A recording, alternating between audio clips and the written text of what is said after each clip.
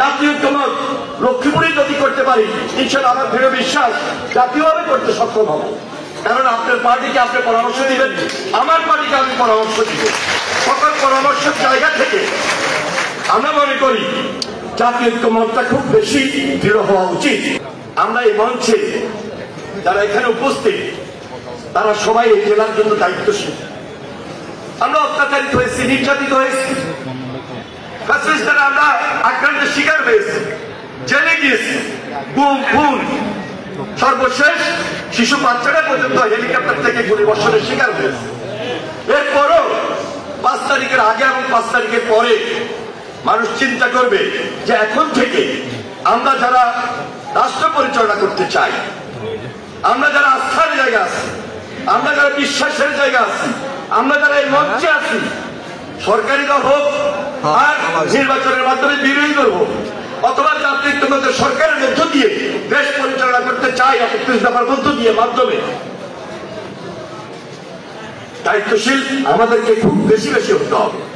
সেটা লক্ষ্মীপুরের কথার ক্ষেত্রে হোক, লক্ষ্মীপুরের যে কোনো ডেভেলপমেন্ট ওয়ার্কের ক্ষেত্রে হোক, লক্ষ্মীপুরের যে কোনো শিক্ষা প্রতিষ্ঠানের ক্ষেত্রে হোক, যেটা আমাদের আমির সাহেব বলেছেন এই দাবিগুলো লক্ষ্মীপুরের জন্য খুব বেশি লক্ষণীয়, খুব বেশি প্রয়োজন।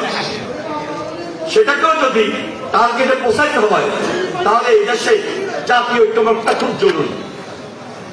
জাতীয় ঐক্যমত লক্ষ্মীপুরে যদি করতে পারি, ইনশাআল্লাহ আমার দৃঢ় বিশ্বাস জাতীয়ভাবে করতে সক্ষম হব। কারণ আপনার পার্টিকে আপনি পরামর্শ দিবেন, আমার পার্টিকে আমি পরামর্শ দিব।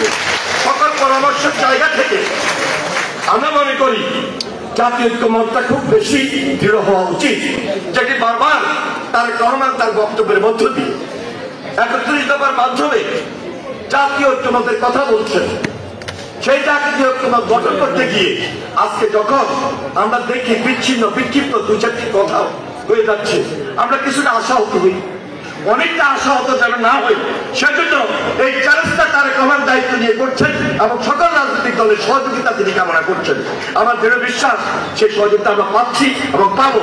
কিছুটা বিচ্ছুতি, কিছুটা বিক্ষিপ্ত সে আলোচনা হলেও শেষ পর্যন্ত এক মঞ্চে থাকবো, শেষ পর্যন্ত ঐক্যে থাকবো এবং জাতীয় ঐক্যমতের মধ্য দিয়ে লক্ষ্মীপুরটা যেমন করবো, বাংলাদেশটাকেও বিনির্মাণ করবো এবং বাংলাদেশটাকেও সুন্দরভাবে করবো এই প্রত্যাশা ব্যক্ত করে দৈনিক মেঘনাপুর।